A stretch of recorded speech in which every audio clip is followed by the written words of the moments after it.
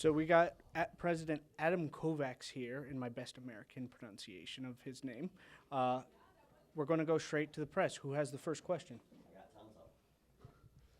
Please. Hey, Adam. Rob here with McDojo Life. I have been at every one of the Karate Combat events that have allowed people to come in and patron and watch the events live. And every event, everything's gotten a little tighter, a little better, a little more fun. I personally feel like this event has been the best event. You had 2 fights right off the bat that went to 4 rounds, which was incredible. Then right after that, you had 2 knockouts back-to-back right after that. I mean, how do you feel about this event as compared to all the other events? I think it was, last event, we just moved to a new location, and it's always difficult. And the team made the changes while we had to. The card came together very nicely. We've got a lot of new guys, a lot of new talent, and I'm very happy of how KC39 turned out. The energy, the vibe, everybody had an amazing time. So yeah, I think this was, one of our good events, and this was only our second event in 2023, and it won't be hard to beat it because we always improve like 10%. That's my mentality and everybody's, that let's fix the small mistakes and just be 10% better each and every time. So, and it is compounding. So I think this event turned out really well.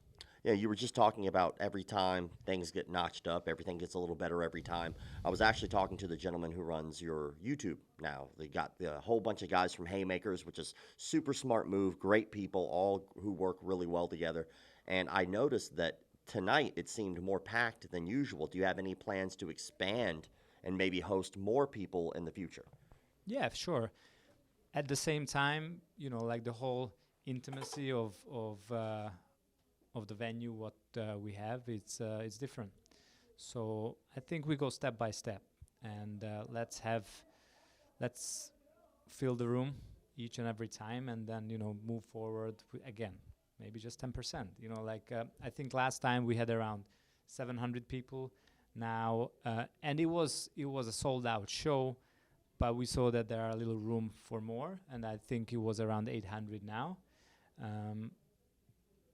But yeah, I mean, it's a special. Every seat is a VIP seat. The whole pit side experience is special. I believe that this is the best platform in combat sports. Nothing is comparable. The cage, on TV, it's fine because the cameras don't need to go through the cage, but the on-site experience for people watching MMA is not as good as this one. Same with the ring, and we want to keep it this way. And whatever works, just do it. Same in martial arts, right? If a technique is working well, don't change. And I'm a big believer of whatever works, do it again. Try to improve a little bit, but don't make major changes. Yeah, well, there's no bad seats in the house. That's a fact, because I take videos all over the place, and they all look good. I did have one more question. I was talking to Ray, and Ray, he has the all-star team, and that's been something he's been working on for a long time. And I noticed there was a lot of new fighters this time. Do you have plans on expanding the roster? Yes, absolutely. We're going to do many shows this year. And by 2024, we want to get to a place where we're doing 1 show per month minimum. And for that, you need more people, more available people, and we're always on a lookout for new talent. And I think this card was almost like 50% of the guys were new. But if you zoom out, you couldn't tell that who was the new and who was the one who had like the 10th fight. Actually, the main event guys, they were the ones who looked like not as confident and not as willing to engage as the guys who came here to prove a point at their debut. Yeah, that's hands down. The whole card was amazing. And you definitely could tell that the guys at the end were a little more timid. I Yeah. guess that there's more on the line, don't want to make a mistake, all that good stuff. But that leads me to the next question, which is a good one for me because I love stuff like this. But you have plans on expanding the roster. Do you have any prospects that you're excited about? Sure. I mean, this card was full with new people. Elijah is somebody who comes into my mind first because, stepping in a pit is difficult. Even if you won all the medals and the belts elsewhere on a mat, this is something else. And, his buddies, Ray and Ross and Robbie, they were, putting some pressure on the guy because they said, he's really good. And we had high expectation. But he delivered, and he delivered big time. And I really can't wait to see him again. And, if we can keep on finding talent like him, or, it's difficult because he's really good. But, that really shows the path of karate combat as it's present and as its future. And he's definitely somebody to look out for in the upcoming cards because we try to put him back in the pit as soon as we can. Absolutely. And this is my last one, by the way. When it comes down to it, that was somebody on this card. Do you have any prospects that haven't fought yet that you're excited about bringing into karate combat? We've got too many guys, who we're looking at, from different countries, from the U.S. But I just want to talk about the guys who were on this card. Another guy I would name is Ignacio. He didn't win the fight, but Stan Kunas came in, and I think it was like a 2-week short notice. But Ignacio showed, he's a warrior. Arroyo, that was the fight didn't end in a way that everybody was expecting, including myself. But that was this 1-2 where he showed who he is. And, the heavyweights, Zach was doing great, and Adam Ramos was also, coming from a WKF background without any full contact experience, and he was a beast. But Zach figured him out. So I really, really enjoyed that fight. So a lot of new talent, and this is really good for the league. Thank you.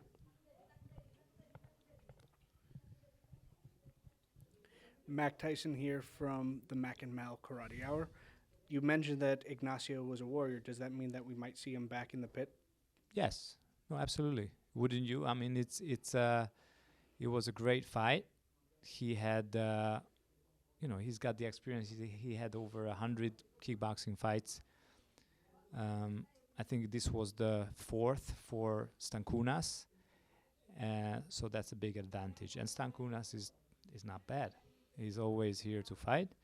And you need time in a pit. You could have like 100 fights in the ring. But as I said, this is a different spot. And I want to see him back. So the token holders actually had Stankunas as the overwhelming favorite in this matchup, despite Ignacio's impressive kickboxing record. Do you think that's? I think they didn't really check the facts. Yeah. Yeah, not all of them. I didn't want to disappoint, but I think you can't ignore his accomplishments in kickboxing, taekwondo. So I was surprised how good Stankunas did, actually. And that's why we fight, right? It's to settle it. Odds are odds, but at the end of the day, it's about the athletes. And man, I have to ask about Elijah. I mean, this was his first pro fight ever. Of course, he's had plenty of competitions, but like his first, you're getting a paycheck for this.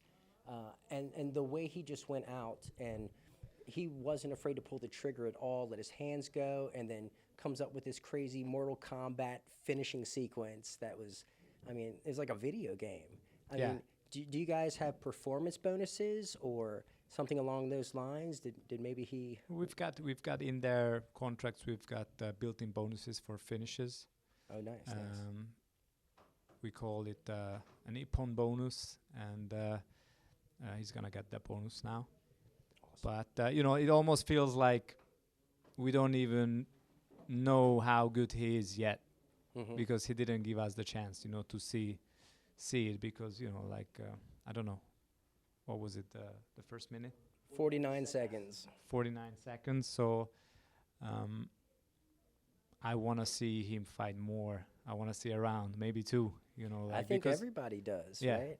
How soon do you think you would have him back? I mean, quick fight. Hopefully, no injuries happened in that under a minute. Maybe. Yeah, I mean, we don't know about if he's got any injuries or what he wants to do. Our next card is June 24th. is pretty soon, but then we'll be back with another one. So I think within 2-3 months maybe we're gonna look at the card, and it's also up to him as well, because we might have some openings in the lightweight division, and maybe he just wanna fill in and go ahead. Speaking of the lightweight division, title on the line in the main event. Two guys who are, very, very familiar with one another. There were moments where it kind of felt as a little bit of a sparring match. Yeah. But I mean, we did get that knockdown late in the fight. Do you think it's the familiarity that kind of was the cause of the hesitation on both ends? Maybe too much respect being shown on either side? Yeah, I think so. And when the fight ended, I went in there, and I, the fact that Luis started to kind of explain what happened there, it also explains that it's not exactly what we all wanted to see. I wasn't super happy about the fight, to be honest, because I understand you're friends, I understand you know each other, but it's not the best example for the non-champions, right? Like if you're the champion, you need to show why you're the champion. If you're the challenger, you need to show why you are the challenger. And I love both of those guys, but this wasn't the best performance they can do, and they didn't pull the trigger. And it's a learning experience for us as well, that we shouldn't put friends in the pit together, or like Bruno was fighting in April, now he got the shot. So if I was a bigger asshole, I would go inside and say this is a title fight, a championship fight. You need to fight and not just wait. And I understand, they know each other very well. They know each other's coach or coaches, so they know, and both of them are from Brazil, so they heard whatever the corner was telling the opponent, so that makes it even more easy to understand, what might come. But I would say that two movement from Luis, the spinning back kick, the Ushiro Mawashi, and that knockdown, that was amazing. Yeah, oh yeah, absolutely. And if you can pull that off, he's unlucky, because that could finish a fight, and now everybody would talk about that one kick which finished the fight. But you're the champion, and you can do things like this, then do it. Right. And Bruno is a difficult opponent, and he's smart. So he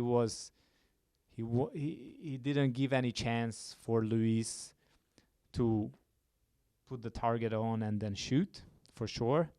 But still, I was expecting more from these guys. And maybe it wouldn't have felt, the way it did, maybe as slow as it was, if the rest of the night wasn't so electric. Yeah. Right? Like, we just started with a banger, and it just kind of kept going and kept going. So maybe that played into it a little bit. Yeah. Last question. And especially because last show, it was the opposite, right? It went slow, and then Ross finished the night with a spectacular finish. Now it was the first part of the card. The prelims were amazing, and then with the main card, it was a little bit. And the crowd, except the except the Shazaib and Tommy Azuz fight. That was Right. that was a good one, and especially with the aftermath. Well, But let's talk about that yeah. real quick. So a bit of a brawl breaks out. The match ends. I guess the coaches or some teammates started going at it. Fighter jumps on the top of the pit, throws his mouthpiece. His coach is throwing water bottles, launches a chair. But, I mean, it seemed like security did a great job of really extinguishing that. I mean, brawls can really get crazy. Yeah. Do you feel like you had just the right amount of security here? And what do you think you can do to maybe prevent? I mean, because the Goat Shed camp is very aggressive, right? And do you think maybe you'll ask them to tone it down or just maybe I bring did. more security? Okay. I did before, and I wouldn't say they are aggressive. They are using their skills of understanding how the warfare works, and they're good at it. What I didn't like, honestly, is that we had 30 people from Goat Shed, and this is not their fault, but we had these two French brothers, right? And they stood their ground, they were willing to go. So like that was impressive. And throughout the whole week, the amount of shit they got from Goat Shed it was something difficult to take. And Tommy went in and he almost finished Shazaib. Yeah. Right? So he was a warrior, and I think, and it was short notice again, like maybe 10 days, maybe a week or so. So he's gonna be back in a pit, and I told the Goat Shed guys to tone it down a little bit, but the problem is that it was too late, because the whole thing didn't pop because of what happened today. It was because of what happened during fight week. Right. So we need to be, things happen. It's the fight game, fight business. Security did good. I think we still have a little holes on how we handle fighter walk-ins and walkouts, because we like these guys are so respective. You don't really expect that much of beef or anything along those lines, but we have to be prepared. And thanks God, like nothing major happened. But Ian Gary was there around with the little baby, and there were some chairs flying around. So yeah, we need to be on top of it, and the teams need to respect each other more. And I think the fighters can beef with each other, but the teams shouldn't get that much involved. Right. Or just at least have an equal ground for it. Because imagine we had like 30 guys from France. Oh yeah. And also so some people from the audience were throwing stuff at Tommy's coach's brother Kevin. So it wasn't that just like he started the fight. So yeah, not good, but it happened. It is what it is.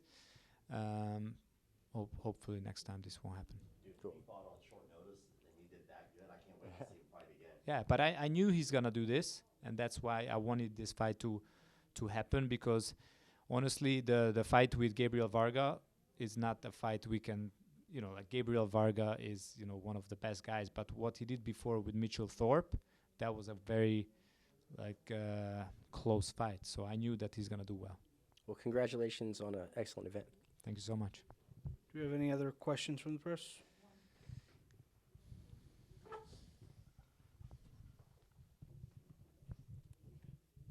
Good evening.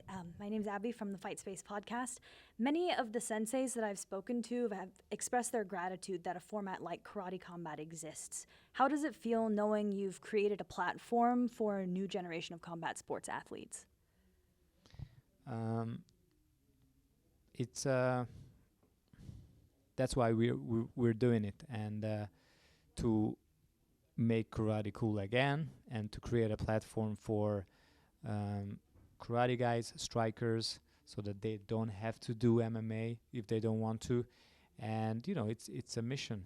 It's I've been a karate fighter myself, and I competed every weekend, and I always thought that we deserve much better, because the level of the fighters, the amount of work they put in or we put in back in the days is not less than any other major sports or professional sports. So there needs to be a platform where these athletes can showcase how great they are. And, you know, like today we had a fighters meeting, and this is what I told them.